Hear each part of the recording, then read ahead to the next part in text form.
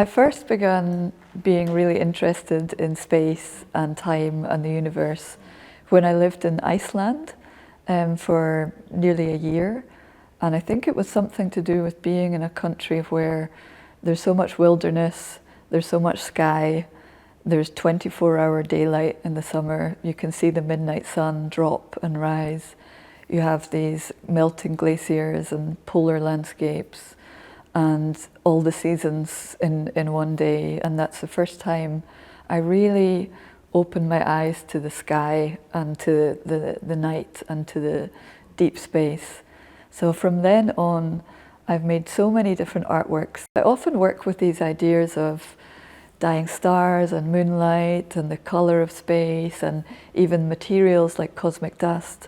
So I think my fascination with space and deep time is often about a connection between how we relate to this enormous, expansive universe that's our home. We're made of the same stuff as the rest of the universe, and for me that always gives me a feeling of like rootedness as well as awe and wonder about where we are in the place, in the scheme of things. I mean, for me as an artist, to be invited to be able to work with a camera in space is like a dream. To be asked to be one of the very first people to have this really uncommon view of us, of the Earth. And so I've been able to really wander in my imagination and dream about what I would like to do and what I would like to see. And I think what struck me so much was this feeling of being able to see all of it at once and being able to try to understand the deep ephemeral nature of the Earth and how everything is constantly in transformation. I really loved the idea of being able to look from above and take in the whole polar north from afar and witness it both in change and in flux. My idea was not only to take the photo of the Arctic, but to capture the light from the glaciers and to use the light to make the photographs.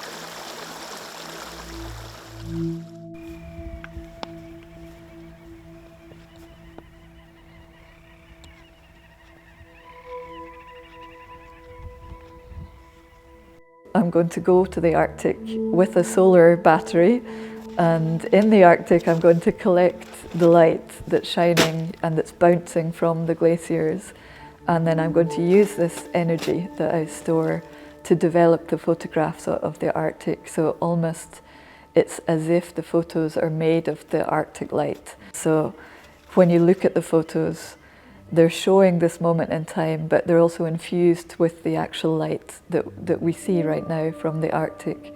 And possibly there won't be this light in a millennia or in the future. If glaciers and ice caps that have existed for millions and millions of years, they're melting so fast that those whole territories, those whole landscapes may be gone.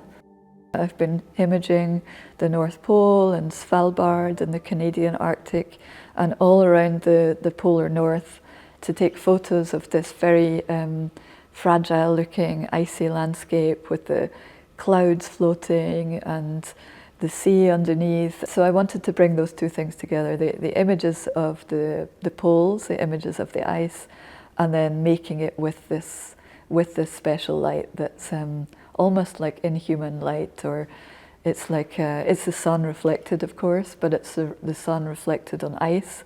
Also, what I loved with this view from above, we see it could almost be a view from even before humans existed, or it could be a view after humans existed. I had so much fun, and I really enjoyed watching the moment where the photographs would load on the screen and I would see what the satellite had taken, and that was so special. The images always surprised me. For me, it's been an incredible experience just to almost like have a whole new vision of of our relationship to Earth, and I've never had such an experience to be able to imagine this oneness of everything.